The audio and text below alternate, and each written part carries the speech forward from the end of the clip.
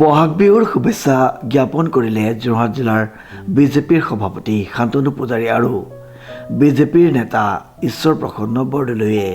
উল্লেখযোগ্য যে অসমীয়া জাতিৰ প্ৰাণৰ উৎসৱ বহাগ বিহুৰ উপলক্ষে ৰাজ্যবাসী আৰু বিশেষকৈ যোৰহাটবাসীক আন্তৰিক শুভেচ্ছা আৰু অভিনন্দন জ্ঞাপন কৰিছে যোৰহাট জিলা বিজেপিৰ সভাপতি শান্তনু পূজাৰীয়ে। আমাৰ ইতিমধ্যে আমাৰ প্ৰাণৰ আমাৰ হিয়াৰ আমঠু অসমীয়া জাতিৰ স্পন্দন ৰঙালী বিহুটোৱে এইবাৰ আহি চাওঁতে পুনৰ আমাৰ সন্মুখত আহি উপস্থিত হৈছেহি আৰু এই ৰঙালীৰ প্ৰাকখনত সমূহ অসমবাসী ৰাইজক বিশেষকৈ যোৰহাটবাসী ৰাইজক ৰঙালী বিহুৰ হিয়া ভৰা শুভকামনা জ্ঞাপন কৰিছোঁ।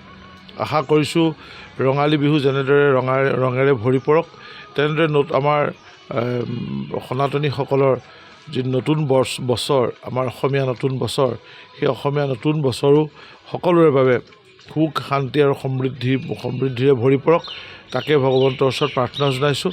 এই মুহূৰ্তত সমূহ অসমবাসী ৰাইজৰ শান্তি সম্প্ৰীতি আৰু লগতে সমৃদ্ধি কামনা কৰিছোঁ। ইফালে বিশিষ্ট সমাজকৰ্মী ঈশ্বৰ প্ৰসন্ন বৰদলৈয়েও যোৰহাটবাসী ৰাইজক তথা অসমবাসী ৰাইজলৈ অসমীয়া ৰাইজৰ অতিকে হেঁপাহৰ অতিকে চেনেহৰ ৰঙালী বিহুৰ আন্তৰিক শুভেচ্ছা জ্ঞাপন কৰি এনেদৰে বক্তব্য প্ৰদান কৰে।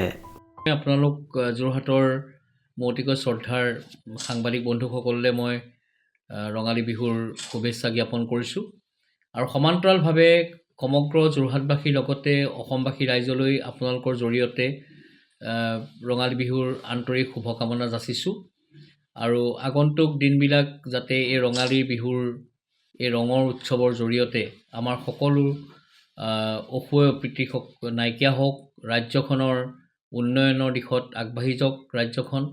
আৰু বিশেষকৈ এটা কথাই ক'ব বিচাৰিম যে যিহেতু এইবাৰ নিৰ্বাচনৰ দিন, নিৰ্বাচনৰ সময়, নিৰ্বাচন পাৰ হৈ গৈছে ইতিমধ্যে আৰু নিৰ্বাচনৰ পাছত বিহুৰ যিখিনি কাৰ্যসূচী সেই কাৰ্যসূচীখিনি ইতিমধ্যে আৰম্ভ হৈছে আৰু বহুখিনি যোৰহাটৰ বিহু সন্মিলনৰ আয়োজন কৰা হৈছে, সেইখিনিও আহিছে, তেখেতসকলে মোক আমন্ত্ৰণ কৰিছে আৰু সমান্তৰালভাৱে আজি তিয়ক বিধানসভা সমষ্টিৰ সমূহ ৰাইজৰ নিমন্ত্ৰণ আছে।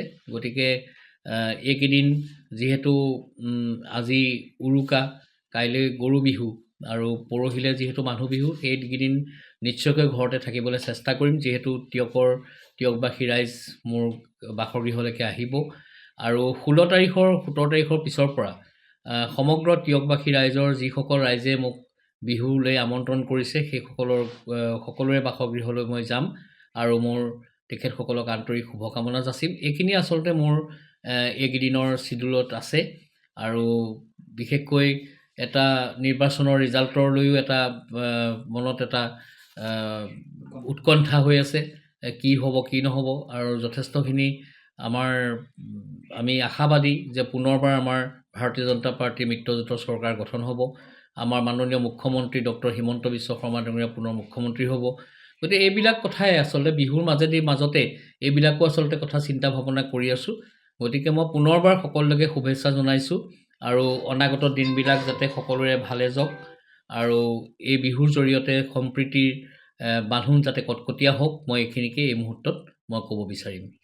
নতুন বছৰৰ নতুন পৰিকল্পনা বুলি তেনেধৰণৰ কথা নাই, তথাপিতো মই যেনেকৈ ধৰণে আপোনালোকে দেখিছিলে যে যোৱা 3টা বছৰ তিয়ক বিধানসভা সমষ্টিত মই জড়িত হৈ আছিলোঁ, ঠিক তেনেকৈ ধৰণে বিহুৰ পাছৰে পৰাই মই তিয়ক বিধানসভা সমষ্টিৰ লগত মই আত্মিকতাৰে আগবাঢ়িম।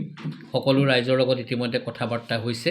মোৰ বেলেগ পৰিকল্পনা নাই যে পুনৰবাৰ মই তিয়ক বিধানসভা সমষ্টিৰ পৰা মই প্ৰতিদ্বন্দ্বিতা কৰিব লাগে, এই কথা লৈহে মই আগবাঢ়িম। উল্লেখযোগ্য যে দুয়োগৰাকী নেতাই নিজৰ শুভেচ্ছা বাৰ্তাত বহাগ বিহু আনন্দ, ঐক্য আৰু নতুন আশাৰ প্ৰতীক বুলি উল্লেখ কৰি এই পবিত্ৰ উৎসৱে সমাজত ভাতৃত্ববোধ বৃদ্ধি কৰাৰ লগতে সকলোৰে জীৱনত সুখ শান্তি আৰু সমৃদ্ধি কঢ়িয়াই আনক বুলি কামনা কৰে।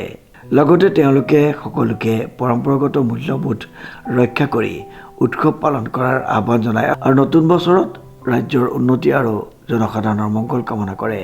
প্ৰশান্ত গায়নৰ ৰিপৰ্ট, নিউজ নাও।